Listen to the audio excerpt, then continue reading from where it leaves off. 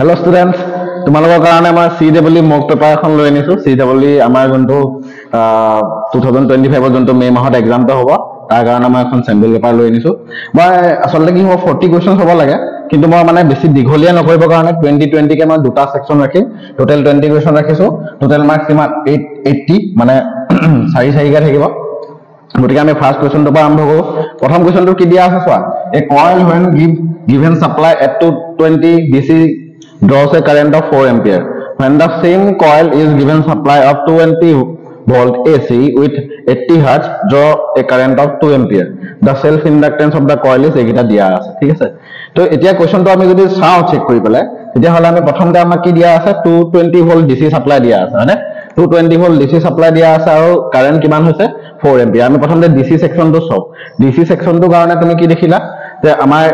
ভোল্টেজটো দিয়া আছে কিমান 220 ভোল্ট। ঠিক আছে,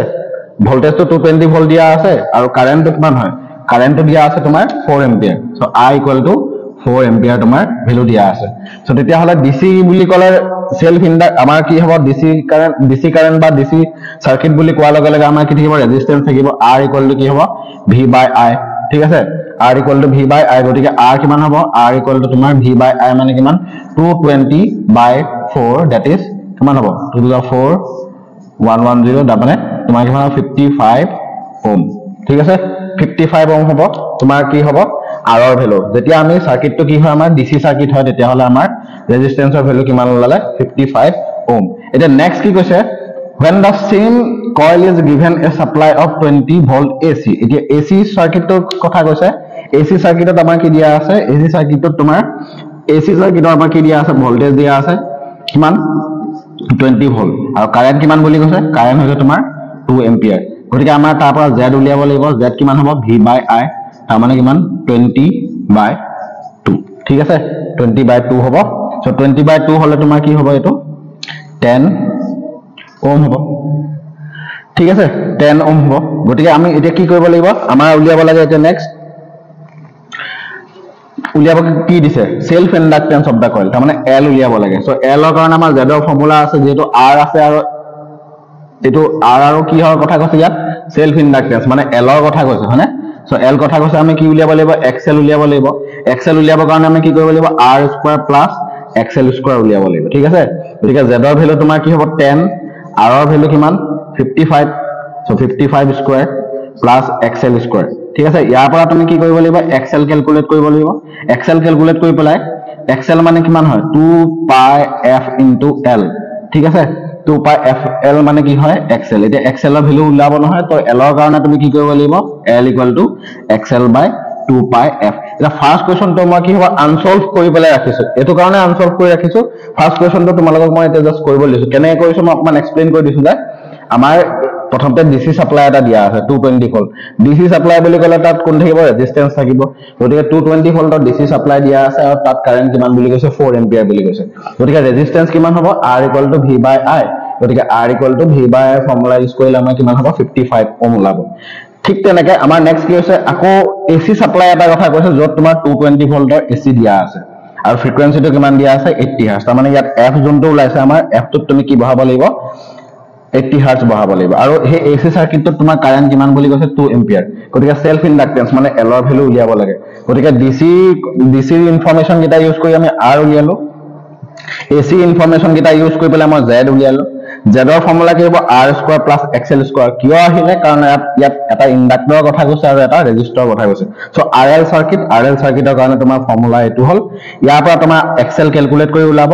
XL ক্যালকুলেট কৰি উলালে তুমি XL ৰ ফৰ্মুলা কি জানা 2πf * L, that is XL। ঠিক আছে, XL ৰ যোনটো ভ্যালু ওলাই ইয়াত বহাই পেলাই তোমাৰ এনসাৰটো ইয়াৰ ভিতৰত কোনবা এটা অপচন ওলাব। ঠিক আছে, এটো তোমালোকৰ ফাৰ্স্ট কোৱেশ্চনটো মই হোমৱৰ্ক হিচাপে দিলো। এটা নেক্সট মই কোৱেশ্চনৰ পৰা প্ৰতিটো সেকেন্ড কোৱেশ্চনৰ পৰা মই সলভ কৰি গৈ থাকিম। এটো তোমালোকৰ হোমৱৰ্ক দিলেটো ইজি কোৱেশ্চন। ঠিক আছে, মই নেক্সট কোৱেশ্চনটো কৰিম এতিয়া। তো সেকেন্ড কোৱেশ্চনটো তোমালোকৰ কাৰণে আনিলো। In the depletion layer of reverse bias PN junction the option কিটা কৈছে যে potential is 0, potential is maximum, drift current is 0, electric field is 0। তোমালোকৰ কাৰণে CWE মক খিনি অনা হৈছে। তোমালোকে কৈছে CWE কাৰণে ক্লাস আনিবৰ কাৰণে। ঠিক আছে, মই এভৰিথিং ফ্ৰী অফ কষ্ট লৈ আনিছো। কিন্তু প্ৰবলেমটো হ'ল কি তোমালোকে যদি নচোৱা কোনো এটা বস্তু তুমি ফ্ৰীতে মানে কি বুলি কয় ওপৰে ওপৰে কেতিয়াও নহয় তুমি যদি CW ক্ৰেক কৰিম বুলি ভাবিছা এইবাৰ তুমি কষ্ট কৰিবই লাগিব ভিডিঅ' চাবই লাগিব কোৱেশ্যনছ কৰিবই লাগিব PDF সলভ কৰিবই লাগিব যদি দিয়া বস্তুখিনি তোমালোকে নচোৱা তোমালোকে যদি ভাবা ওপৰে ওপৰে সব বস্তু হ'ব ইট ইজ ইম্পচিবল ঠিক আছে কষ্ট আজিৰ দিনত কষ্ট কৰিলেহে কিবা এটা হ'ব without doing any hard work you can not do anything ঠিক আছে তো তোমালোকে ভাল ষ্টুডেণ্ট সেইকাৰণে সেইটো ভাবি পেলাই মই তোমালোকৰ কাৰণে এইটো বস্তু আনিছো চোৱা এই সেকেন্ড কোৱেশ্যনটো কি কৈছে যে ৰিভাৰ্স বায়াস যেতিয়া আমাৰ হ'ব এতিয়া আমাৰ কোৱেশ্যনটো আহিলে কি ৰিভাৰ্স বায়াস যেতিয়া সিচুৱেশ্যনটো হয় ৰিভাৰ্স বায়াসত কি হয় আমাৰ ডিপ্লেশ্যন লেয়াৰ সাইজটো বাঢ়ি যায় আৰু যোনটো আমাৰ বেৰিয়াৰ পটেনশিয়েল আছিলে ঠিক আছে বেৰিয়াৰ পটেনশিয়েল বুলি যোনটো কনসেপ্ট আছিলে সেই বেৰিয়াৰ পটেনশিয়েলে কি কৰে আমাৰ ডিপ্লেশ্যন লেয়াৰ সাইজটো বাঢ়ি যোৱাৰ লগে লগে ডিপ্লেশ্যন লেয়াৰ সাইজটো বাঢ়ি যোৱাৰ লগে লগে এই বেৰিয়াৰ পটেনশিয়েলৰ ম্যাগনিটিউডটো কি হয় বাঢ়ি বাঢ়ি গৈ থাকে ঠিক আছে সো গটিকে ৰিভাৰ্স বায়াস কৈছে সিচুৱেশ্যনটো সো ডেফিনেটলি ইয়াৰ ভিতৰত কোনটো কাৰেক্ট হ'ব পটেনশিয়েলটো 0 হ'ব এটোটো কেতিয়াও নহয় পটেনশিয়েল 0 হলে কি হ'ব পটেনশিয়েল 0 হলে ভালহে হ'ব majority charge career can easily travel এটা আমি জানো যে যেতিয়া ডিপ্লেশ্যন ৰিভাৰ্স বায়াস হয় তেতিয়া হলে ৰিভাৰ্স বায়াসত তোমাৰ কি হ'ব মেজৰিটি চাৰ্জ কেৰিয়াৰ বিলাকৰ মুভমেন্টটো বন্ধ হৈ যায় ঠিক আছে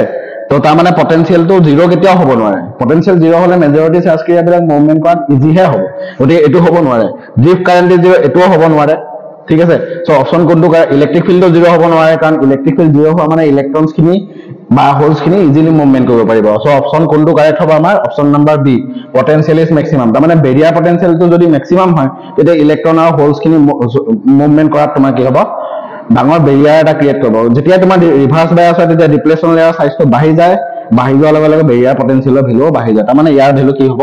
ম্যাক্সিমাম হ'ব ঠিক আছে সেকেন্ড কোৱেশ্যনটো মই ক'লো এটা মই থাৰ্ড কোৱেশ্যনটো কৰে আমাৰ থাৰ্ড কোৱেশ্যনটো হৈছে কি এখন ইলেক্ট্ৰিক ফিল্ড দিয়া আছে and electric field in xy plane is given by the equation E equal to E naught I cap Newton per coulomb a positively charged particle is given a velocity of height j cap meter per second তাৰ মানে charge পাৰ্টিকলটো y axisত move কৰিছে আৰু electric ফিল্ডখন আমাৰ x axisত আছে তো ইয়াত সুধিছে পাৰ্টিকলটো কোনটো ডাইৰেকচনত ফোৰ্স ফিল কৰিব এটা কথাটো হল কি যেতিয়া আমাৰ এখন ইলেক্ট্ৰিক ফিল্ডৰ কথা থাকিব সেই ইলেক্ট্ৰিক ফিল্ডখনত চাৰ্জটো ৰেষ্টতে থাকক বা চাৰ্জটো মুভমেন্টে কৰি থাকক তে ইলেক্ট্ৰিক ফিল্ডে সদায় চাৰ্জৰ ওপৰত কি হ'ব ফোৰ্স দিয়ে q * e ঠিক আছে যদি ভেক্টৰ ফৰ্মত লিখো আমাৰ ইলেক্ট্ৰিক ফিল্ড এখনে চাৰ্জ পাৰ্টিকল এটাৰ ওপৰত ফোৰ্স সদায় কিমান দিয়ে q * e ঠিক আছে সো ইলেক্ট্ৰিক ফিল্ডৰ ডাইৰেকচন যোনটো হ'ব সেম ডাইৰেকচনতে কোন হ'ব আমাৰ ফোৰ্সৰ ডাইৰেকচন হ'ব বুজি পাইছা না যে চাৰ্জ পাৰ্টিকল এটাৰ ওপৰত ইলেক্ট্ৰিক ফিল্ডখনে ফোৰ্সৰ ফৰ্মুলাটো হৈছে আমাৰ q * e গতিকে ইলেক্ট্ৰিক ফিল্ডখনৰ ডাইৰেকচন যোনটো ফোৰ্সৰ ডাইৰেকচনো সেম হ'ব গতিকে ইলেক্ট্ৰিক ফিল্ডৰ ডাইৰেকচন আমাৰ ক'ত আছে I cap তাৰ মানে x axis মানে x axisত আছে গতিকে ফোৰ্সৰ ডাইৰেকচনটো কোনটো হ'ব along x axis বুজি পাইছা তো এটো আমাৰ এটা ইম্পৰ্টেন্ট কোৱেশ্চন নেক্সট কোৱেশ্চনটো হৈছে সো নেক্সট কুমাৰ কোৱেশ্চনটো কি আছে energy and momentum of A photon দিয়া আছে E = h nu আৰু P = h/λ তো আমাক খুদিছে এই কোৱেশ্চনটো মই বেছি পঢ়ি নাথাকো আৰু তোমালোকে চাই লবা যে এই অপচন গিটাৰ ভিতৰত কোনটো অপচনে ভেলোচিটি এক্সপ্ৰেছনটো বুজাই আছে ঠিক আছে তো এটো কেনেকৈ কৰিম আমাৰ ফটনৰ কি দিয়া আছে এনাৰ্জি দিয়া আছে E = h nu আৰু ফটনৰ মোমেন্টাম দিয়া আছে h/λ ঠিক আছে আমি এটা কাম কৰো দুইটা ডিভাইড কৰি চাও কি হ'ব E/p যদি মই কৰো তেতিয়া কি হ'ব h nu / h/λ h is cancel goal nu lambda আৰু আমি কি জানো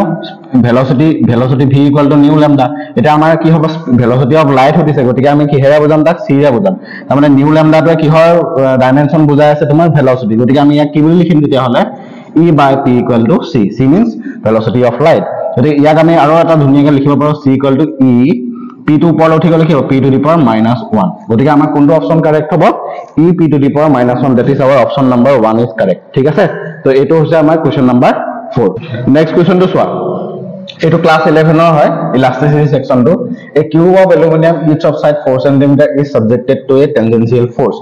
ঠিক আছে টপ ফেস তাৰ মানে এটা মই এটা কাম কৰো তোমাৰ এটা মই 2D বস্তুটো আঁকি লৈছো কিউব বুলি কৈছে 2D তাক স্কয়াৰ ফৰ্মত যদি আমি আঁকিলো তো কি হ'ব ইয়াৰ যোনটো ইয়াৰ প্ৰতিটো সাইডৰ লেন্থটো কিমান বুলি কৈছে 4 cm বুলি কোৱা হৈছে ঠিক আছে টেনডেন্সিয়েল ফোৰ্স এপ্লাই কৰিছে তাৰ মানে এইটো ডাইৰেকচনত ফোৰ্স এপ্লাই কৰিছে যাৰ লগে লগে কি হ'ব the cube is shared through 0.01 to তাৰ মানে কিউবটো শেয়াৰিং স্ট্ৰেন মানে কি আছিল জানানে যে বস্তুটো এনেকুৱা তাৰ কি চেঞ্জ নহয় সাইজটো চেঞ্জ নহয় তাৰ শেপটো চেঞ্জ হয় তাৰ মানে ফোৰ্সটো এনেকে টেনডেন্সিয়েলি দিয়া লগে লগে এই ওপৰৰ পাৰ্টটো এনেকে বেন্ড হৈ গ'ল বেন্ড হৈ যোৱাৰ লগে লগে তোমাৰ কি হ'ব কিমান বেন্ড হ'ল বুলি কৈছে এটো according to question 0.012 cm বুলি কৈছে বেন্ড হৈছে সো এংগলটো থিটা তাক কি বুলি কয় শেয়ার বুলি কোৱা হয় এটা শেয়াৰিং স্ট্ৰেইনৰ ফৰ্মুলা কি হয় আমি যদি কি কৰো ইয়াত যদি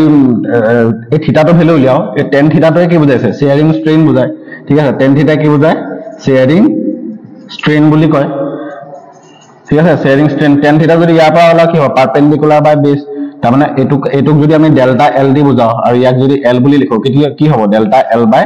এল এটা ডেল্টা এল ৰ ভ্যালু কিমান হয় তোমাৰ 0.012 সেন্টিমিটাৰ আৰু এল ৰ ভ্যালু 4 সেন্টিমিটাৰ এটো ডিভাইড যদি কৰা কিমান হ'ব 0.003 যেহেতু এংগল হয় ঠিক আছে যেহেতু আমাৰ কি হয় শেয়াৰিং ষ্ট্ৰেইনত সাইজ চেঞ্জ নহয় শেপটো চেঞ্জ হয় গতিকে সাম মানে কি হয় প্ৰথমতে এই জোনডাল এই পাৰ্টটো প্ৰথমতে এনেকে আছিল হয় না ইয়াৰ পৰা এনেকে বেন্ড হৈ গ'ল সাম থিটা এংগল কৰি পেলাই বেন্ড হৈছে গতিকে ইয়াৰ ইউনিটটো কিহত আহিব তোমাৰ ৰেডিয়ানত আহিব ঠিক আছে ৰেডিয়ানত আহিব গতিকে আমাৰ অপচন কোনটো কাৰেক্ট হ'ব 0.003 that is our option number A is correct ঠিক আছে গতিকে আমাৰ কি হ'ব শেয়াৰিং ষ্ট্ৰেইন মানে কি হ'ব এই শেপটো ডিফৰ্ম হৈ গৈছে গতিকে ইয়াৰ পৰা আমাৰ কিমান এংগল শেয়াৰ মানে কি কিমান এংগল কৰি পেলাই বস্তুটোৰ শেপটো ডিফৰ্ম হৈছে সো দ্যাট ইজ tan থিটা ঠিক আছে আৰু tan থিটা ইয়াৰ পৰা উলিয়াই দিলে সেই tan থিটাটোকে আমি কি বুলি কওঁ শেয়াৰিং ষ্ট্ৰেইন আৰু ফৰ্মুলা ইউজ কৰি পেলাই আমাৰ আনসাৰটো ওলাব 0.003 ৰেডিয়ান ঠিক আছে নেক্সট ক্লাস 11 ৰ আকৌ এটা টপিকৰ পৰা আনিছো পয়সনছ ৰেশিও সুধিছে যে এটা কৈছে কি পয়সনছ ৰেশিও উলিয়াবলৈ কৈছে মেটেৰিয়েলটোৰ ইয়াত কৈছে কি যাৰ ভলিউমটো কনস্ট্যান্ট থাকিব এক্সটাৰ্নাল নৰ্মেল স্ট্ৰেছ মানে স্ট্ৰেছ এপ্লাই কৰিলেও যাৰ ভলিউমটো কনস্ট্যান্ট থাকে তেনেকুৱা ধৰণৰ এটা মেটেৰিয়েলৰ কি উলিয়াব কৈছে আমাৰ পয়সনছ ৰেশিও উলিয়াব কৈছে সো অপচন তলৰ ভিতৰত কোনটো কাৰেক্ট হ'ব সেইটো সুধিছে তো আমি এটা কাম কৰো যে আমি জোনডাল ওয়াৰ আছে তাৰ ভলিউমটো ধৰি লৈছো v y বুলি কৈছে হনে গতিকে এটা সিলিন্ড্ৰিকেল শেপ হ'ব গতিকে আমাৰ কি লিখিম y ডালৰ যদি ভলিউমটো ডায়ামিটাৰটো যদি মই d বুলি ধৰো ঠিক আছে ডায়ামিটাৰ d ধৰি ল আৰু লেন্থটো যেনিবা ধৰি লোৱা মই l বুলি ধৰি লৈছো গতিকে কি হ'ব ভলিউমটো কিমান হ'ব পাই r স্কয়াৰ ইনটু h হনে গতিকে পাই d স্কয়াৰ বাই 4 ইনটু l এটা কি হ'ব ভলিউম ৰিমেইনছ কনস্ট্যান্ট বুলি কৈছে তাৰ মানে ইয়াত dv 0 হলে আমি যদি ইয়াক ডিফাৰেন্সিয়েচন কৰো ডিফাৰেন্সিয়েচন কৰিলে কিমান হ'ব dv মানে চেঞ্জ টু 0 হ'ব পাই টু কনস্ট্যান্ট হয় গতিকে আমি ইয়াক যদি ডিফাৰেন্সিয়েচন কৰো প্ৰথমতে পাই বাই 4 মই কনস্ট্যান্ট উলিয়াই দিলো ডিফাৰেন্সিয়েচন কৰিব লাগে ইয়াক যদি মই ডিফাৰেন্সিয়েচন কৰো কি হ'ব 2d dd with respect to v differentiation কৰিছো ঠিক আছে মানে কি হ'ব d আৰু l ক উইথ ৰেসপেক্ট টু v ডিফাৰেন্সিয়েচন কৰিব লাগিব ঠিক আছে কাৰণ dv টো 0 হয় চেঞ্জ ইন ভলিউম 0 হয় গতিকে ৰাইট হ্যান্ড সাইডে 0 আহিছে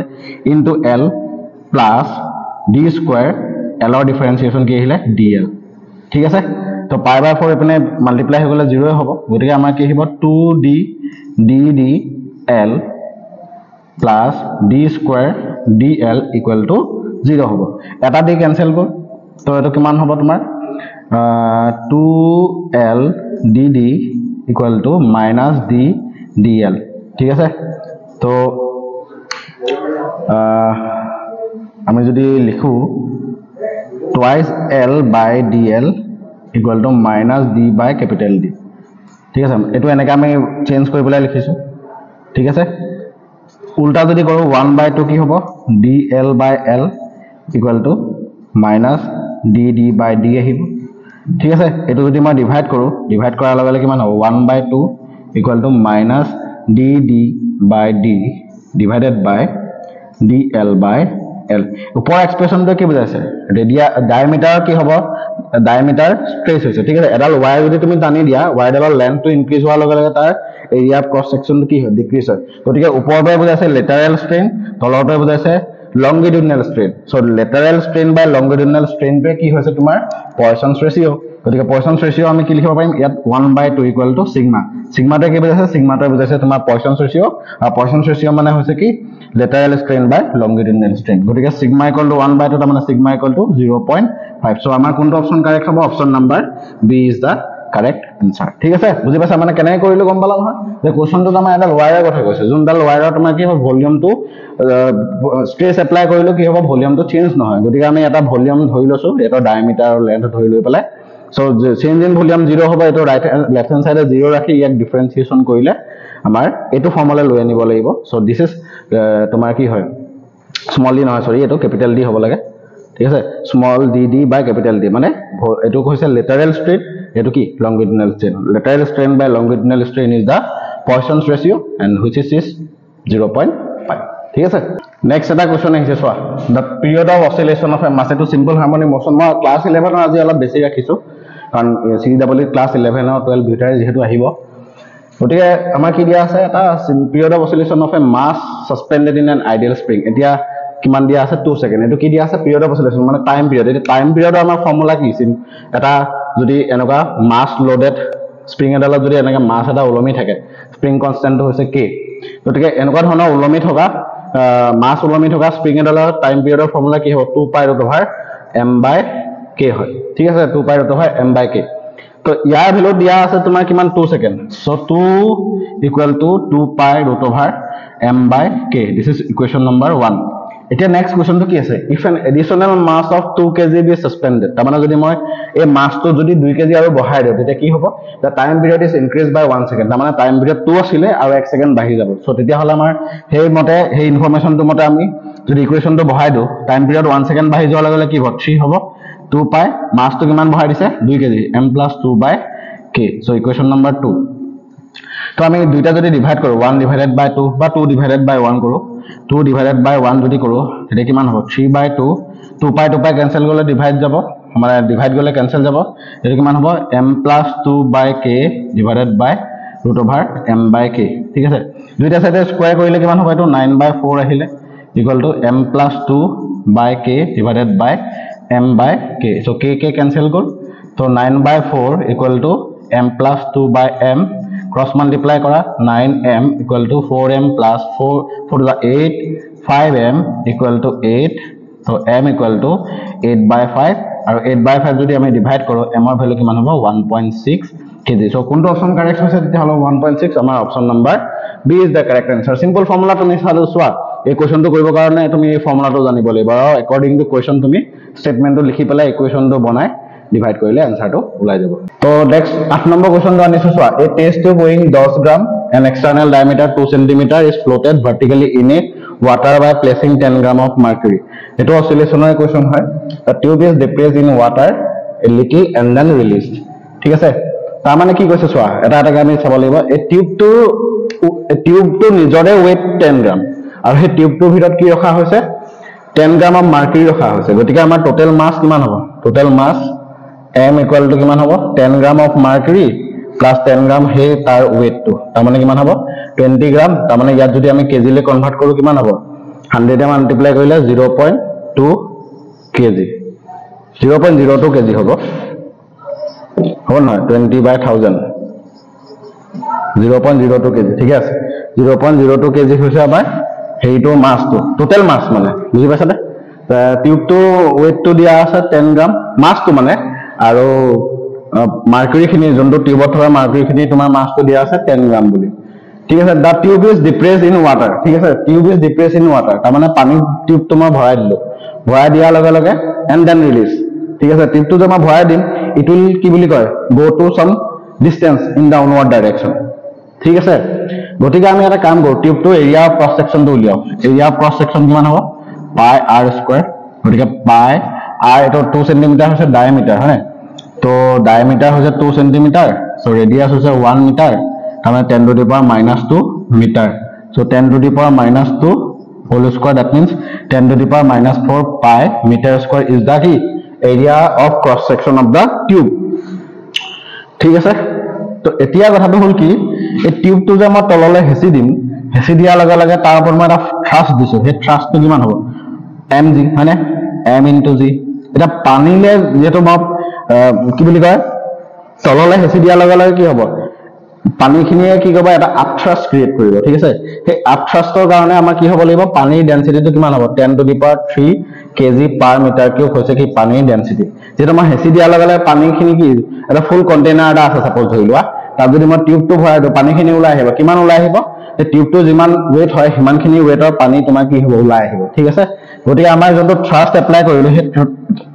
সেই থ্ৰাষ্ট এপ্লাই কৰিলো বা এটুক যোনটো আমি কি বুলি কম আপথ্ৰাষ্ট বুলি কম সেই আপথ্ৰাষ্টৰ কনসেপ্টটো কেলে আহিলে যে আমাৰ যোনটো প্ৰথমতে শুনিবা আকৌ এবাৰ যে আমাৰ টিউব আছিল টিউবটো তোমাৰ মাছটো 10 গ্ৰাম তাত মই 10 গ্ৰামৰ মাৰ্কুৰী ভৰাই দিলো তো টিউবটো টোটাল টিউবটো ইনক্লুডিং দা মাৰ্কুৰী টোটাল মাছ আছে 0.02 কেজি হল তাৰপিছত আমি টিউবটো হেচি দিলো হেচি দিয়াৰ লগে লগে পানীখিনি ওলাই আহিলে কেলে ডিউ টু আপথ্ৰাষ্ট গতিকে আপথ্ৰাষ্টৰ ভ্যালুটো তোমাৰ এইটো আপথ্ৰাষ্ট মানে কি এক টাইপৰ ফোৰ্স হয় ঠিক আছে আপথ্ৰাষ্ট ইকুয়াল টু mg এটো m টো কেনেকৈ উলিয়াবা m মানে কি ডেনসিটি ইনটু ভলিউম ডেনসিটি মানে rho ভলিউম কেনেকৈ উলিয়াবা ভলিউমটো আমি কেনেকৈ উলিয়াম volume equal to area of cross section into কিমান ডেপথ তললৈ হি গৈছে সাপোজ মোৰ তললৈ গৈছে y ডেপথ তললৈ গৈছে y ডেপথ তললৈ গৈছে গতিকে a y into g ঠিক আছে এটো বুজাইছে volume of water that is released কিহৰ কাৰণে ওলাই আহিব পানীখিনি কাৰণ টিউবটো মই হেঁচি দিছো কিমান তললৈ গৈছে টিউবটো y ঠিক আছে দিস ইজ দা ফোর্স এটা k টো কি হয় k is the force constant কেনেকৈ উলিয়াবা f by y ঠিক আছে f equal to ky ফৰ্মুলাটো f equal to ignore কৰিছো আমি মাইনাসটো আমাৰ ভ্যালুটো হে লাগে সো এটো কিমান হ'ব f ৰ ভ্যালু আমাৰ কি আছে rho a y into g rho a y into g divided by y so y cancel goal rho a into g so rho মানে কিমান 10 to the power 3 এৰিয়া কিমান হ'ব পাই into 10 to the power -4 g মানে 10 এ ধৰি লৈছো দিয়া ইয়াত 10 ধৰিবলৈ কৈছে ঠিক আছে গতিকে 10 to the power 4 পাই ওলালে তাৰ মানে 22/7 কি হ'ব নিউটন পাৰ মিটাৰ ঠিক আছে এডখৰলৈকে বুজি পালা 22/7 নিউটন পাৰ মিটাৰ হৈছে আমাৰ কি ফোৰ্স কনস্ট্যান্টৰ ভ্যালু ঠিক আছে আমাৰ কি উলিয়াব হৈছে টাইম পিৰিয়ড অফ অসিলেশনৰ ফৰ্মুলা কি হয় t = 2 পাই √m/k ঠিক আছে তো t = 2 পাই √m m ৰ ভ্যালু আমাৰ 0.02 তাৰ মানে 2 * 10 to the power -2 divided by 22 ওপৰত 7 টো মাল্টিপ্লাই হৈ যাব এটো 11 তো t = 2 পাই √7/11 10 to the power -2 টো ওলাই আহিলে 10 to the power -1 মানে divided by 10 হৈ যাব 25 তাৰ মানে কিমান আহিব t = 5/5 into √7/11 ঠিক আছে এটো যদি সলভ কৰা এটো সলভ কৰিলে তোমাৰ আনসাৰটো ওলাব 0.5 সেকেন্ড বুজি পালানে মই আকৌ এবাৰ এক্সপ্লেইন কৰিছো কোৱেশ্চনটো কি হয় কোৱেশ্চনটোত আমাক কৈছে যে আমাৰ এটা টিউব এটা আছে টিউবটোৰ টিউবটো নিজৰে ওয়েট হৈছে 10 গ্ৰাম তাত আকৌ আমাৰ তাৰ ডায়ামিটাৰটো দিয়া আছে তাত আমি মাৰ্কুৰী ভৰাই দিলো তো টোটাল টিউবটো মাস হৈ যাব ইমানটো ইনক্লুডিং দা মাৰ্কুৰী টিউবটো মই পানীৰ ভিতৰত হেঁচি দিয়াৰ লগে লগে কি হ'ব কিছুমান পানী ওলাই আহিব বিকজ অফ আপথ্ৰাষ্ট এতিয়া আপথ্ৰাষ্টৰ ভ্যালু কি হয় এটো আৰ্কিমিডিছ প্ৰিন্সিপলৰ মতে কি হয় যিমান মই হেঁচি দিম যিমান ফোৰ্স দিম সিমান ওপৰলে তোমাৰ কি হ'ব লিকুইডে দিব যাৰ কাৰণে লিকুইড ওলাই আহিব যিমান কিমান লিকুইড ওলাই আহিব যিমান মাস বা যিমান ভলিউম বা যিমান ওয়েট অফ দা লিকুইড কি বলে যিমান ওয়েটৰ সলিডটো মই ডুবাই দিম সিমান ওয়েটৰ কি হ'ব লিকুইড ওলাই আহিব হেতু আমাৰ কি আছিল আপথ্ৰাষ্টৰ ফৰ্মুলা গতিকে তাৰ পৰা আমি এটো আপথ্ৰাষ্ট ওলাই দিলো কেনেকৈ আহিলে ফৰ্মুলা ডেনসিটি ইনটু ভলিউম ঠিক আছে ডেনসিটি ইনটু ভলিউম কৰিলে কি হ'ব তোমাৰ মাস ওলাব ডেনসিটি ইনটু ভলিউম কেনেকৈ ওলালে a ইনটু কাৰণ টিউবৰ তুমি ভলিউম কেনেকৈ উলিয়াবা area cross section into depth কিমান ডেপথলৈ গৈছে লিকুইড মানে টিউবটো কিমান ডেপথলৈ নিছা তুমি y ডেপথলৈ ঠিক আছে গতিকে তাৰ পৰা আমাৰ এটো ওলালে k ভ্যালুটো ওলালে তাৰপিছত m টো আমাৰ দিয়াই আছে গতিকে ইয়াত বহাই দিলে এটো আনসাৰ ওলাব তো ইয়াৰ পৰা তুমি সলভ কৰিলে এটো আনসাৰ ওলাব 0.5 সেকেন্ড 0.5 সেকেন্ড ওলাব ঠিক আছে তো এটো আমাৰ কোৱেশ্চনটো আছিল এটো ঠিক আছে মই নেক্সট কোৱেশ্চনটো কৰিম এতিয়া 9 নম্বৰ কোৱেশ্চনটো হৈছে আমাৰ কি কৈছে ফোৰ্স কনস্ট্যান্ট অফ দা এটো কি কৈছে এটা স্প্ৰিং আছে যাৰ স্প্ৰিং কনস্ট্যান্ট k গতিকে স্প্ৰিং ডালৰ মই লেন্থ ধৰি লৈছো লেট তোমাৰ লেন্থ অফ দা স্প্ৰিং মানে যোনডাল অৰিজিনাল স্প্ৰিং হেডালৰ মই লেন্থটো l বুলি ধৰি লৈছো গতিকে কি হ'ব f = মই নেগেটিভটো ইনক্লুড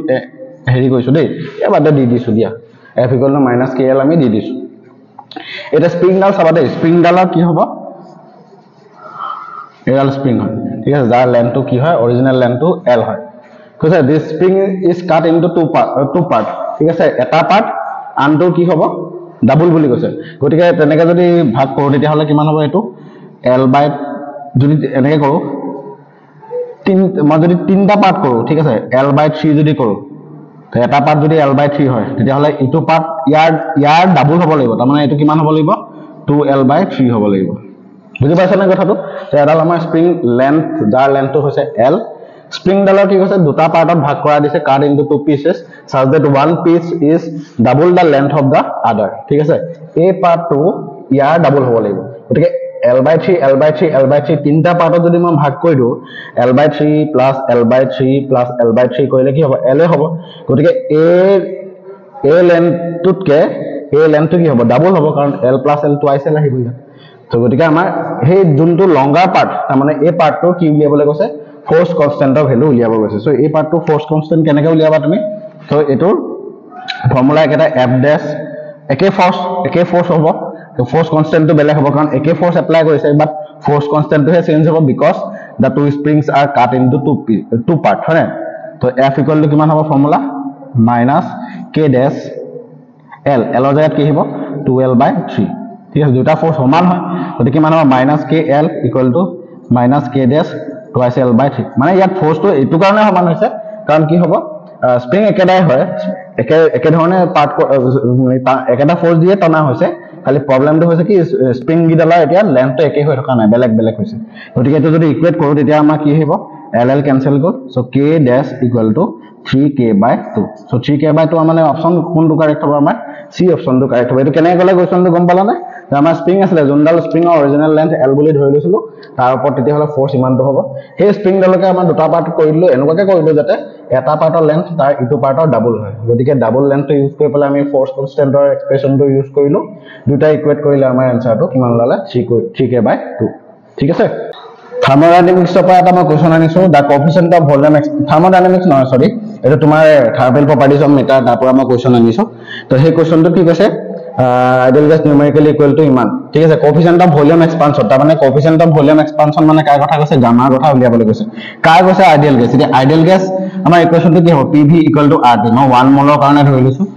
যদি উইথ ৰেসপেক্ট টু T ডিফাৰেন্সিয়েশন যদি কৰো কি হ'ব P dV/dt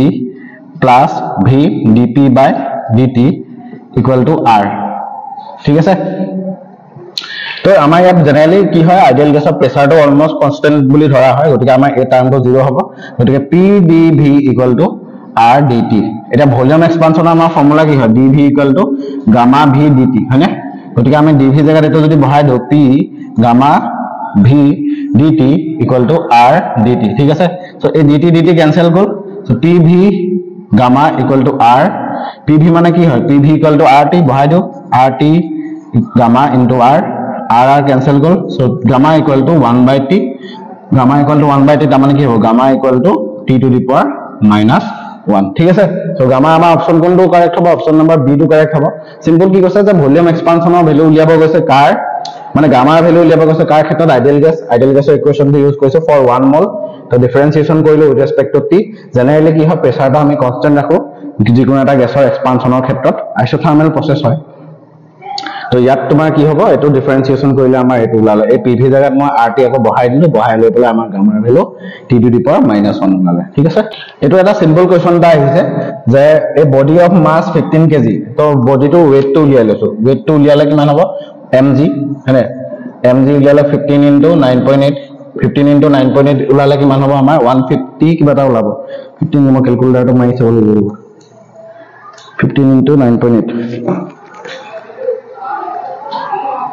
15 * 9.8 so 147 ওলালে 147 তো হৈছে 147 নিউটন হৈছে তোমাৰ কি হ'ব এই বডিটোৰ যোনটো মাস দিয়া আছে তাৰ ওয়েট হি পানীত দিয়ে ড্ৰপ কৰা হ'ল ঠিক আছে if the apparent weight of the পানীত দিয়া লগে লগে বডিটোৰ এপাৰেন্ট ওয়েট কিমান কৈছে 1.7 WA ঠিক আছে W এপাৰেন্ট এটো কিমান দিয়া আছে 1.107 নিউটন এটা কৈছে কিমান থ্ৰাষ্ট এপ্লাই হৈছে গতিকে থ্ৰাষ্ট কিমান ফৰ্মুলাটো হৈছে thrust equal to original weight minus কি হ'ব এপাৰেন্ট ওয়েট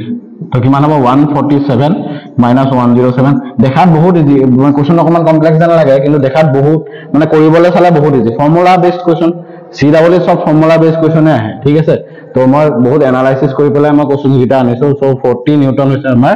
এপ্লাই হোৱা thrust that is option our A is correct ঠিক আছে ফৰ্মুলাটো মনত ৰাখিবা যে যিকোনো এটা বডি যিকোনো এটা সলিড বডি যদি মই এটা লিকুইডত ডুবাই দিয়া লগে লগে কি হ'ব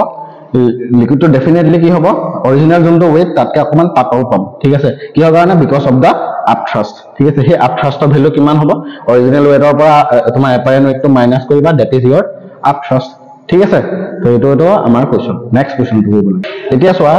দুটা স্ফেৰিকেল সব বাবল আছে যাৰ ৰেডিয়াস a আৰু b বুলি কোৱা আছে সিহঁতে লগ লাগি পেলাইছে আইসোথাৰ্মেল কন্ডিশন মানে টেম্পাৰেচাৰটো কনস্ট্যান্ট আছে তো ৰিজাল্টেন্ট মানে এই দুটা লগ লাগি পেলাই যোনটো আমাৰ ৰিজাল্টেন্ট সব বাবলটো ফৰ্ম হৈছে তাৰ তোমাৰ ৰেডিয়াসটো উলিয়াবলৈ কৈছে গতিকে নতুন যোনটো তোমাৰ কলেজ হৈ পেলাই নতুন যোনটো সব বাবল ফৰ্ম হ'ব তাৰ নিউ ৰেডিয়াসটো ধৰি লোৱা মই ধৰি লৈছো নিউ ৰেডিয়াসটো তোমাৰ r বুলি ঠিক আছে স্মল r এতিয়া কি হ'ব ইহৰৰ কি বস্তুটো সেম থাকিব যে দুইটা সব বাবলৰ যোনটো সাৰফেস এনাৰ্জি a আৰু b ৰেডিয়াসৰ সব বাবল গিটা যোনটো সাৰফেস এনাৰ্জি সিহঁতৰ স্থানটো নতুন যোনটো তোমাৰ সব বাবল ফৰ্ম হ'ব তাৰ সাৰফেস এনাৰ্জি লগত ইকুয়াল হ'ব মই ধৰি লৈছো সিগমাটো সাৰফেস টেনশন বুলি ধৰি লৈছো সাৰফেস টেনশন সাৰফেস এনাৰ্জি কি আছিলে এৰিয়াটো বাঢ়িবৰ কাৰণে যিমান ৱৰ্ক কৰিব লাগে তাকে সাৰফেস এনাৰ্জি সো আমি কি লিখিব পাৰিম সারফেস এনার্জি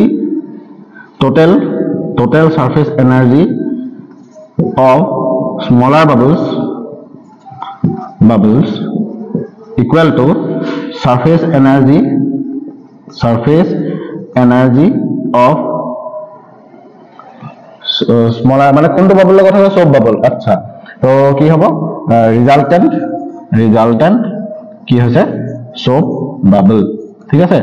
ৰিজাল্টেন্ট সব বাবল গতিকে আমাৰ এটো কিমান হ'ব 2 এটা মাল্টিপ্লাই কৰিব লাগে জানে 2 * 4 পাই সিগমা মানে surface tension into a square plus 2 * 4 পাই sigma b square equal two 2 * 4 পাই সিগমা r স্কয়ার ইটো সব বাবল এখিনিও সব বাবল হয় গতিকে আমাৰ ইয়াত কি থাকিলে তো আমাৰ কি হল কোৱেশ্চনটো টোটাল সাৰফেস এনাৰ্জি তোমাৰ কি হ'ব এই হল বুজি পাইছানে মই কি কলো দুটা সব বাবল মিলাই যোনটো সারফেস এনার্জি হ'ব ইয়াৰ অকলে সাৰফেস এনাৰ্জি একে হ'ব বস্তু ঠিক আছে সাৰফেস এনাৰ্জি একে আৰু সারফেস টেনশন যেহেতু সব বাবল হয় এটা একে থাকিব গতিকে এইটা তোমাৰ 2 4 পাই সিগমা 2 4 পাই সিগমা 2 4 পাই সিগমা ক্যান্সেল গলে থাকিলে কি a square plus b square equal to r square গতিকে r ইকুয়াল টু কি হ'ব under root a square plus b square is the option number C is the correct option ঠিক আছে new ৰেডিয়াস r হয় গতিকে ইহত দুটা লগ লাগি পেলাই যেহেতু নতুন হেই এটা ফর্ম হৈছে বুলি কৈছে নতুন সব বাবল এটা ফর্ম হৈছে সো ডেফিনেটলি ইহতৰ প্ৰতিটোৰে সাৰফেস এনাৰ্জিটো কি হ'ব মানে ডাঙৰটো total surface energy is equal to surface energy sum of the surface energy of this two ঠিক আছে নেক্সট ওয়া এটা হাইড্রোলিক লিফটৰ পৰা এটা কোৱেশ্চন আহিছে হাইড্ৰোলিক লিফটৰ আমাৰ কি হ'ব পাস্কেলছ ল এপ্লাই কৰে সো কি হ'ব F1/A1 = F2/A2 হয় হয়নে পাস্কেলছ ল radius of one arm of hydraulic lift is 4 times the radius of the other গতিকে হাইড্রোলিক লিফটটো যদি মই আঁকিবলৈ যাও তোমাক কি হ'ব হাইড্রোলিক লিফটটো যোনটো সাইডৰ পৰা তুমি থ্ৰাষ্ট দিবা বাহিৰৰ পৰা এই টিউবটো এৰিয়াটো অলপ সৰু থাকে এটো এৰিয়া মই A1 বুলি ধৰিছো ইয়াৰ এৰিয়াটো যেনিবা মই A2 বুলি ধৰিছো ঠিক আছে তো ইয়াৰ পৰা ফোৰ্স তেতিয়াহলে থ্ৰাষ্ট এক্সটাৰ্নাল থ্ৰাষ্ট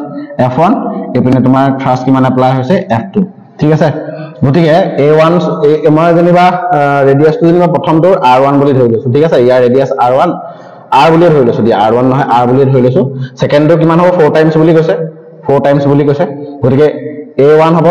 পাই r স্কয়ার এন্ড A2 কিমান হ'ব তোমাৰ পাই 4r হোল স্কয়াৰ তাৰ মানে কিমান হ'ব 16 পাই r স্কয়ার হল ওলাই গল তো লিফট এ 100 কেজি ওয়েট এটা কি কৰিব লাগে উঠাব লাগে তো কি উলিয়াব লাগে sir what is the force should be apply তাৰ মানে এপেনে মই কিমান ফোৰ্স এপ্লাই কৰিব লাগিব যাতে এপেনে কিমান কেজি ওয়েট এটা ওপৰলৈ উঠিব পাৰে 100 কেজি তাৰ মানে এটো সাইডে ফোর্স F2 ভ্যালু কিমান হ'ব F2 মানে 100 কেজি 100 ইনটু g হয়নে ওয়েট তো F1 এর ভ্যালু উলিয়াব লাগে F1 কিমান হ'ব তেতিয়া হলে আমাৰ F1 = F2/A2 ইনটু কি হয় A1 তো F2 কিমান হ'ব F2 আমাৰ 100 g মই টেনে ধৰি লম বাৰু সুবিধাৰ কাৰণে পিছত বাৰ হৈ যাব A1 মানে কিমান হ'ব আমাৰ পাই r স্কয়াৰ হয়নে পাই r স্কয়াৰ আৰু A2 মানে কিমান হ'ব 16 পাই r স্কয়ার সো পাই r square cancel goal so 100 into 10 divided by 16 এটো আমি ক্যালকুলেট কৰি চাও 1000 বাই কিমান হ'ব 1000 বাই 16 মানে 62.5 ওলাইছে আমাৰ 62.5 নিউটন সো আমি বাহিৰৰ পৰা এপ্লাই কৰা ফোৰ্স কিমান হয় তোমাৰ 62.5 নিউটন এটো হাইড্ৰোলিক লিফটৰ কোৱেশ্চন কি কৈছে যে আমাৰ যোনটো সাইডে আমি বস্তুটো উঠাম মানে গধুৰ বস্তুটো উঠাম তাৰ এৰিয়াটো সদায় ডাঙৰ হয় সো ইয়াত কোৱাই আছে যে ৰেডিয়াসটো ইয়াতকে ইয়াৰ ৰেডিয়াসটো 4 টাইমছ ডাঙৰ তাৰপিছত আমি ফৰ্মুলা এপ্লাই কৰিলো যেহেতু পাস্কেলছ ল ফলো কৰে প্ৰেসাৰ সব জায়গাতে কি হয় সেম বুলি কয় ঠিক আছে সো নেক্সট মই কোৱেশ্চনটো কৰিছো সোৱা এতিয়া ওয়েভৰ এটা কোৱেশ্চন আনিছো ওয়েভৰ তোমাৰ দুটা প্ৰগ্ৰেছিভ ওয়েভৰ ইকুৱেশ্যন দিয়া আছে a sin omega t plus pi by 6 and y2 a cos omega t এটা আমি y2 টো কেনেকৈ লিখিম চাবা দেই y2 = a cos omega t আছে নহয় a cos omega t আছে নহয় আমি এনেকৈ লিখিব পাৰো a sin pi by 2 plus omega t হয়নে sin 90 ডিগ্ৰী প্লাস থিটা মানে কি হয় cos থিটা হয় সেকেন্ড কোয়াড্ৰেন্টত পৰিব সেকেন্ড কোয়াড্ৰেন্টত sin টো পজিটিভ ইয়াক আকৌ আমি এনেকৈ লিখিব পাৰো y2 = sin কি হয় omega t plus কি pi by 2 ঠিক আছে গতিকে আমাৰ ইকুৱেশ্যনটো অকমান একে প্যাটাৰ্ণত লৈ গলো y1 আৰু y2 আহি গল গতিকে আমাৰ ইহঁতৰ মাজত ফেজ ডিফাৰেন্স কিমান হয় ইয়াৰ ফেজটো omega T plus pi by 6 আৰু ইয়াৰ ফেজটো আমাৰ কিমান ওলাইছে omega T plus pi by 2 so phase difference phi equal to কি হ'ব omega T plus pi by 2 minus omega T plus pi by 6 phase difference এনেকৈ ওলাই এটা ডাঙৰ ফেজটোৰ পৰা সৰু ফেজটো মাইনাছ কৰিব লাগে এটো পাই বাই 2 আছে এটো গতিকে ফেজটো কি হয় ডাঙৰ হয় গতিকে ওমেগা টি কেনসেল গ'ল সো পাই বাই 2 মাইনাছ পাই বাই 6 কিমান হ'ব 6 এলচিএম ললে 3 minus 1 মানে 2 pi by 6 টা মানে কি মানে pi by 3 আহিলে গতিকে আমাৰ ফেজ ডিফাৰেন্স কিমান আহিলে ফেজ ডিফাৰেন্স আহিলে আমাৰ pi by 3 ঠিক আছে 6 এলচিএম ললো 2 3 6 3 minus 1 pi by 3 গতিকে আমাৰ কি ওলাইছে ৰিজাল্টেন্ট এম্প্লিটিউড গতিকে ৰিজাল্টেন্ট এম্প্লিটিউড কিমান হ'ব ar ইকুৱেল টু আমাৰ ফৰ্মুলা হৈছে a1 square plus a2 square plus 2a1 a2 cos phi এটো হৈছে আমাৰ ৰিজাল্টেন্ট ওলোৱাৰ ফৰ্মুলা গতিকে আমাৰ কি হ'ব a1 মানে দুইটাৰ এম্প্লিটিউড তো সেম হয় a square plus 2a square cos pi by 3 তাৰ মানে cos 60 ডিগ্ৰী কিমান হয় 1 by 2 2 to cancel গ'ল কিমান হ'ব 3a স্কয়াৰ গতিকে আমাৰ কিমান আহিব under root 3 of a so option number C is the correct answer ঠিক আছে বুজি পালা আমি ইকুৱেচন কেইটা একে প্যাটাৰ্ণত বনাই লৈ পেলাই ইহঁতৰ মাজত ফেজ ডিফাৰেন্স উলিয়াইলো ফাইটো ফেজ ডিফাৰেন্স বুজায় ৰিজাল্টেন্ট এম্প্লিটিউডৰ ফৰ্মুলা এটো ঠিক আছে তো বাইথা তোমাৰ কিবা প্যাৰালেলোগ্ৰাম লৰ পৰা আমাৰ এটো আহিছে ফৰ্মুলা তাৰপিছত আমাৰ আনসাৰ ললে তা বিট বুলি এটা টপিক আছে সেই টপিকটো খুব ইম্পৰ্টেন্ট হয় এন্ট্ৰেন্সৰ পইণ্ট অফ ভিউ পৰা খুব আহে কোৱেচন বিট হয় ষ্টেচনাৰী ৱেভ হক এইগিটাৰ পৰা খুব কোৱেচন আহিয়ে থাকে অৰ্গেন পাইপ ঠিক আছে two sound waves of wavelength 5.0 meter and 5.5 meter তাৰমানে lambda 1 5 meter বুলি ধৰা আৰু lambda 2 তোমাৰ 5.5 meter ঠিক আছে তো ভেলোসিটি গ্যাসত বুক কৰিছে ভেলোসিটি কিমান হ'ব 330 meter per second we expect the following number of beats এটা beat number of beats কেনেকৈ উলিয়ায় number of beats কেনেকৈ উলিয়ায় delta nu equal to v by delta lambda ঠিক আছে বিট মানে কি ফ্ৰিকোয়েন্সি ডিফাৰেন্স স্লাইটলি বিট মানে কাক কয় যেতিয়া একেটা মিডিয়ামত দুটা বেলেগ বেলেগ স্লাইটলি ডিফাৰেন্ট ফ্ৰিকোয়েন্সি একেটা মিডিয়ামত যেতিয়া ট্ৰেভেল কৰে তেতিয়া হলে হিয়তৰ যোনটো মিক্সিং অফ ফ্ৰিকোয়েন্সি বা ফ্ৰিকোয়েন্সি যোনটো ডিফাৰেন্স হেতুৱে হৈছে তোমাৰ বিট গতিকে আমাৰ এটো কেনেকৈ উলিয়াব লাগিব ডেল্টা ল্যামডা টো কেনেকৈ উলিয়াম v equal to delta lambda মানে কি হ'ব 1 by lambda 2 minus 1 by lambda 1 ঠিক আছে v মানে হৈছে 330 এটো কিমান হ'ব 1 by lambda 2 মানে 5.5 minus 1 by 5 ঠিক আছে তো ইয়াত আমি যদি কৰো 330 এটো 10 LCM আহিলে 10 by 55 minus 1 by 5 তো এটো আহিলে 330 into 55 LCM আহিলে 10 minus 11 তা কাম কৰো ও এটো 5 টো আগত লিখি দিছো মানে নেগেটিভ উলাব না লাগে আৰু 5 মানে 5.5 ঠিক আছে তো 1 by 5 মানে 10 by 5.5 ঠিক আছে এটো 11 minus 10 তো এটো কিমান আহিব 330 by 55 335 কিমান আহিব তেতিয়া হলে 11 5 55 6 অপশন আছে ঠিক আছে number of bits per second কিমান হয় তেতিয়া হলে আমাৰ 6 হয় বুজি পালা না তো কেনেকৈ বি এটো ফৰ্মুলা হয় নাম্বাৰ অফ বিটস ওলোৱা ফৰ্মুলা বিটস মানে কি যে দুটা স্লাইটলি ডিফাৰেন্ট ফ্ৰিকোয়েন্সি যেতিয়া ওয়েভ একেটা মিডিয়ামত ট্ৰেভেল কৰে তেতিয়া হলে ইহঁতৰ যোনটো ফ্ৰিকোয়েন্সি ডিফাৰেন্স হেতু হৈছে বিটস আৰু কেনেকৈ উলিয়াম আমি v nu equal to v by lambda v equal to nu lambda ফৰ্মুলাটোৰ পৰা আহিছে মানে মেইন ফৰ্মুলাটো v equal to nu lambda তাৰ পৰা আমাৰ এইটো বস্তু আহিছে ঠিক আছে বুজি পালা দুটা স্যাটেলাইট দিয়া আছে এটো গ্ৰেভিটেশন চেপ্টাৰৰ পৰা আনিছিলো দুটা স্যাটেলাইট যাৰ মাস m1 আৰু m2 এতিয়া আমাৰ কি হ'ব স্যাটেলাইটৰ তোমাৰ অৰবিটাল ভেলোসিটি যোনটো ফৰ্মুলা v ইকুৱেল টু কি হয় তোমাৰ √ gm by r ঠিক আছে √ gm by r তাৰ মানে vo is inversely proportional to square root of r হয় ঠিক আছে গতিকে আমি কি লিখিব পাৰিম কি কৈছে কোৱেচনটো are going around the earth orbits r1 and r2 r1 greater than r2 which statement about the velocities are correct এইটা ভিতৰত কোনটো অপচন কাৰেক্ট হ'ব গতিকে আমাৰ ইনভার্সলি গতিকে v1 by v2 যদি লিখো তেতিয়া কি হ'ব r2 by under root r2 by r1 ঠিক আছে যেটো r1 এটো সোয়া r1 greater than r2 গতিকে r2 by r1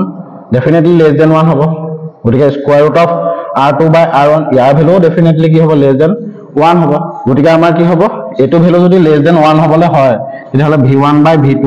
তাৰ ভ্যালু লেস দেন 1 হ'ব ওটো ক্ৰস মাল্টিপ্লাই কৰিলে v1 less than v2 option কোনটো কাৰেক্ট হ'ব তেতিয়া হলে আমাৰ অপশন নাম্বার b2 ঠিক আছে এটো orbital velocity formula inversely proportional to square root of কি ডিসটেন্স ফ্রম দা সেন্টার গতিকে r2 by r1 ৰ ভ্যালু লেস দেন ডেফিনেটলি 0 হ'ব কাৰণ কেলে v1 by v2 equal to under root r2 by r1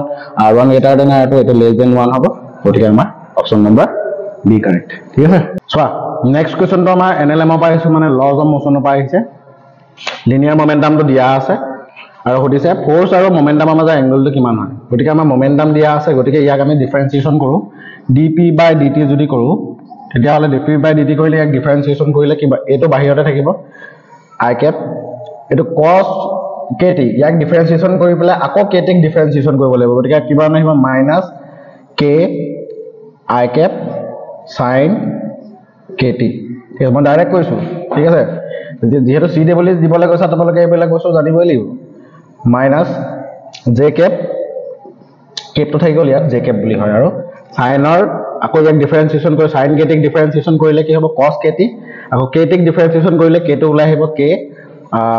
তোমাৰ কি আহিব cos kt ঠিক আছে এতিয়া হদিছে কি dp by dt মানে কি নিউটন সেকেন্ড ল মতে ফোর্স হয় এটা ফোর্স আৰু মোমেন্টামৰ মাজৰ এংগলটো কিমান হয় ফোৰ্স আৰু মোমেন্টামৰ মাজৰ এংগলটো আমাৰ কি হ'ব এংগলটো কেনেকৈ উলিয়াই f dot p dot product উলিয়াব লাগিব f dot p কৰি চাও f dot p ভ্যালু কিমান হয় f dot p equal to fp cos থিটা হয় না ঠিক আছে গতিকে f dot p ভ্যালুটো উলিয়াই চাও f dot p ভ্যালু কিমান হ'ব f ৰ ভ্যালু এটো হয় মাইনাস ak দুইটা পা ak উলিয়াই দিছো কিমান হ'ব i sin kt plus j cap cos kt হয়নে ডট মোমেন্টাম কিমান হয় এটো a i cap cos kt minus j cap sin kt equal to f p cos of theta dot product কৰা ইয়াত dot product কৰিলে কিমান হ'ব এটো minus a square k এটো dot product কৰিলে i cap মানে sin kt cos kt তাৰপিছত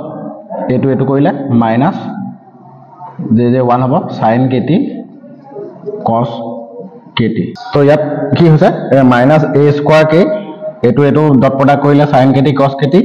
plus A minus cos kt sin kt so এই দুটা ক্যান্সেল গল তো এটো ইকুয়াল টু কিমান হ'ব fp cos θ হয়নে তো লেফট হ্যান্ড সাইডৰ টাৰ্মটো আমাৰ 0 আহিলে 0 ইকুয়াল টু fp cos θ তাৰ মানে cos θ ইকুয়াল টু কি আহিলে 0 আহিলে সো 0 কেতিয়া হ'ব যেতিয়া θ ইকুয়াল টু 90 ডিগ্ৰী হয় ঠিক আছে option number C is the correct answer so আৰু এটা কোৱেশ্চন মই আনিছো এটা বডি দিয়া আছে যাৰ মাস 8 কেজি ইয়াৰ ওপৰত ফোর্স দিয়া আছে F equal to 3x newton তো initial position x equal to 2 তাৰ final position x equal to 10 ঠিক আছে ইনিশিয়াল স্পিড তো 0 বুলি কৈছে ফাইনাল স্পিড তো কিমান হয় হেতু উলিয়াব লাগে সো F ৰ ভ্যালু দিয়া আছে F equal to 3x ঠিক আছে নিউটন হয় তো F মানে কি হয় ma হয়নে ma equal to 3x আমাৰ ভেলোসিটি উলিয়াবলৈ কৈছে so a equal to 3x by m মানে 3x by 8 হয়নে মাস দিয়া আছে সো এক্সিলারেশন মানে কি হয় dv by dt হয় dv by dt equal to 3x by 8 এটা ইয়াক dv by dt কেনেকৈ লিখিম dv by dx into dx by dt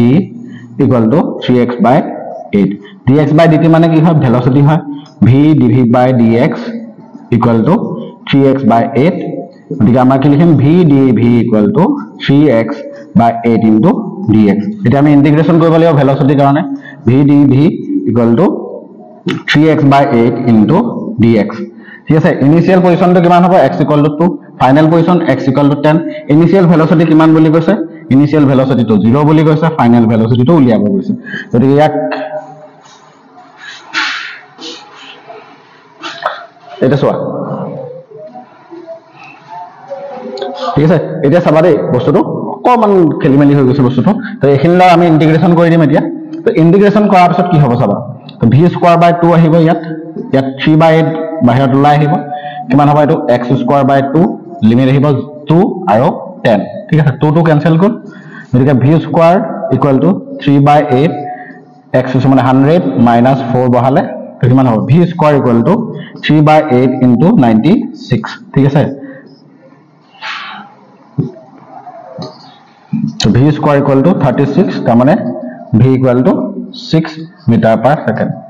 তো অপশন ইয়াত মিলা নাই স্পাৰ মিলা এটো কাৰণে না অপশন থাকে কিবা এটা খেলি মেলি হৈছে এটো 5 নহয় এটো 6 লিখিব লাগিব 6 metre per second is the মানে অপশন এ হ'ব এটো ঠিক আছে 5 ভুলতে লিখি দিয়া হ'ল চাগে তো এটো কোৱেশ্চন এনেকৈ কৰিব লাগিব আমাৰ কোৱেশ্চনটো কি দিছে আমাৰ ফোৰ্স দিয়া আছে আৰু ফোৰ্সটোৰ পৰা আমি কি কৰিব লাগিব ভেলোসিটি এক্সপ্ৰেছনটো উলিয়াই লৈ তাক according to limit আমি ইন্টিগ্ৰেশন কৰিলে আমাৰ এটো আনসাৰ ওলাই যাব ঠিক আছে নেক্সট আৰু দুটা কোৱেশ্চন আছে আমি কৰিব পেলাম সোনকালে সো 19 নম্বৰ কোৱেশ্চনটো কি আছে if the radii of two circular paths of two particles of same mass এটা মাস গিটা কি দেখিছে সেম মাস বুলি কৈছে মানে m1 equal to m2 equal to m বুলি ধৰি লোৱা r in the ratio এটো কিহৰ ৰেশিও দিয়া আছে ইয়াৰ ৰেডিয়াই ঠিক আছে প্ৰথমটো ৰেডিয়াই যেনিবা x 1:2 ন সেকেন্ডটো r2 twice x বুলি লিখিব পাৰা have a constant centripetal force তাৰ মানে ac1 equal to ac2 ঠিক আছে ac1 মানে m1 v1 square by r এটো centripetal force expression to m2 v2 square by r2 square ঠিক আছে এটা কি উলিয়াবলৈ কৈছে কোৱেশ্চনটো ৰেশিও অফ देयर ভেলোসিটিজ গতিকে m1 m2 ক্যান্সেল যাব যেহেতু দুইটা সমান হয় r v1 square r1 মানে কি হয় x v2 square r2 square মানে 4x square ঠিক আছে সরি দেই তো r1 square নহয় 2x হ'ব ঠিক আছে 2x so x cancel call v1 square by v2 square equal to 1/2 তাৰ মানে v1 by v2 equal to 1/√2 so 1:√2 কোনটো হয় অপশন নাম্বার আমাৰ a is the correct option simple question আছিল যে centripetal force দুইটা সমান হয় বুলি কৈছে মাস গিটা সমান ৰেডিয়াস গিটা ৰেশিও দিয়া আছে ভেলোসিটি ৰেশিও উলিয়াব লাগে ঠিক আছে লাস্টৰ কোৱেশ্চনটো আমি কৰিব লৈছো বহুত ইম্পৰ্টেন্ট কোৱেশ্চন আছে NLM ৰ পৰা আহিছে যে এটা বান্দৰ এটা আছে যেনিবা ৰছী এডালত ধৰি পেলাই ধৰি লও বান্দৰ এটা আছে বান্দৰটা ৰছী এডালত ধৰি পেলাই আহি আছে ঠিক আছে তো কৈছে কি monkey is descending from a branch of a tree with constant acceleration তাৰ মানে তললৈ আহি আছে তাৰ acceleration to a if the braking strength of the 70 is 75% of the weight of the monkey আচ্ছা এটা বান্দৰটো যেনিবা weight টো যেনিবা mg আৰু braking stress মানে braking strength মানে কিমান লোড লব পাৰে মানে হে গছৰ যোনটো আমাৰ ঠাৰি হয় বা কি ব্ৰাঞ্চ হয় হে ব্ৰাঞ্চটোৱে আমাৰ বান্দৰৰ weight টো বা monkey weight টো 75% weight টলাৰেট কৰিব পাৰে braking strengthৰ মিনিং টো হৈছে এটো মানে কিমান হে গছৰ যোনটো ব্ৰাঞ্চ টো ভাঙি মানে কিমান weight লৈকে হে ভাঙি যাব নোৱাৰে 75% of the weight monkey যিমান weight হয় তাৰ 75% হে হে গছৰ ব্ৰাঞ্চ ডালে টলাৰেট কৰিব পাৰে ঠিক আছে গতিকে হেতু কি হ'ব আমাৰ t টেনশন ফোৰ্স ধৰি লোৱা টেনশন ফোৰ্স কিমান বুলি কৈছে weight or 75% তো তাৰ মানে আমাৰ কিমান হ'ব 75/100 of mg এটা ই তললৈ আহিছে টেনশনটো ওপৰ পিনে থাকিব weight টো তলফালে থাকিব mg তলফালে থাকিব ব্ৰেকিং স্ট্ৰেছ ওপৰ পিনে থাকিব ব্ৰেকিং যোনটো ষ্ট্ৰেন্থ হেতু ওপৰ পিনে থাকিব গতিকে মাংকিটো নেট এক্সিলাৰেশনৰ কাৰণে আমাৰ ফৰ্মুলাটো কিমান হ'ব ma = mg - কি হ'ব t যেহেতু তললৈ আহিছে গতিকে এটো ফোর্স পজিটিভ আৰু তাৰ অপজিটত থকা ফোর্সটো নেগেটিভ আহিলে সো ma = mg - t মানে 75/100 of mg ঠিক আছে mm ক্যান্সেল গল a g কমন আহিলে 1 - 75/100 তাৰ মানে সো a = কিমান হ'ব 25 g টো থাকি গল ইয়াত আৰু g টো ইয়াত আছে বাৰু আগফালে দি দিছো a = 25/100 of g তাৰ মানে কিমান আহিলে 4 so acceleration of the monkey কিমান হ'ব g/4 মই আকৌ এবাৰ এক্সপ্লেইন কৰি দিছো অপচন কোনটো কাৰেক্ট হ'ব আমাৰ option number c is the correct answer ঠিক আছে আমাৰ বান্দৰ এটা তললৈ আহি আছে কেনে বান্দৰ এটা তললৈ আহি আছে with constant acceleration বুলি কৈছে এই গছজোপাৰ যোনটো ব্ৰাঞ্চ হি বান্দৰৰ টোটাল weight টো 75% হে কি কৰিব পাৰে টলাৰেট কৰিব পাৰে গতিকে হেতুত কি হ'ব এক প্ৰকাৰ টেনশন ফোৰ্স ওপৰ পিনে থাকিব আৰু weight টো তলফালে গতিকে আমাৰ বান্দৰটো নেট এক্সিলাৰেশনটো উলিয়াবৰ কাৰণে যদি আমি বান্দৰটোৰ নেট এক্সিলাৰেশনটো উলিয়াব লাগে ঠিক আছে যদি আমাৰ বান্দৰটো নেট এক্সিলাৰেশন উলিয়াব লাগে সো নেট এক্সিলাৰেশন উলিয়াবৰ কাৰণে আমাৰ এটো ফৰ্মুলা আহিলে m = mg - t তাৰ পৰা আমাৰ এটো এক্সপ্ৰেছন আহি গল ঠিক আছে বুজি পালানে এটো কৈছো এইখিনি কোৱেশ্চন আমি ডিসকাস কৰিলো ঠিক আছে অকমান টেকনিক্যাল প্ৰবলেম ইফাল হৈ গৈছিল এটো বেলেগ কথা আৰু ঠিক আছে তোমালোকে ভালকে পঢ়া শুনা কৰা মই 20 কোৱেশ্চন আহিলো নেক্সট আকৌ 20 কোৱেশ্চন আমি খালি পঢ়িবা আগতে নপঢ়িলে কোনো বস্তু নপোৱা ঠিক আছে ওপৰতে কোনো বস্তু নহয় তাৰ কাৰণে কষ্ট কৰিব লাগিব মই আছো হেল্প কৰিবৰ কাৰণে everything will be given in free of কষ্ট ঠিক আছে খালি তোমালোকে পঢ়ি যোৱা ঠিক আছে নপঢ়ি পেলাই ওপৰতে যদি সব বস্তু বিচাৰা ইম্পসিবল সব তোমালোকৰ ভাল হওক হেয়া কামনা কৰিলো জয় অসম সেই নাইজৰ মাৰি দিয়া এতিয়া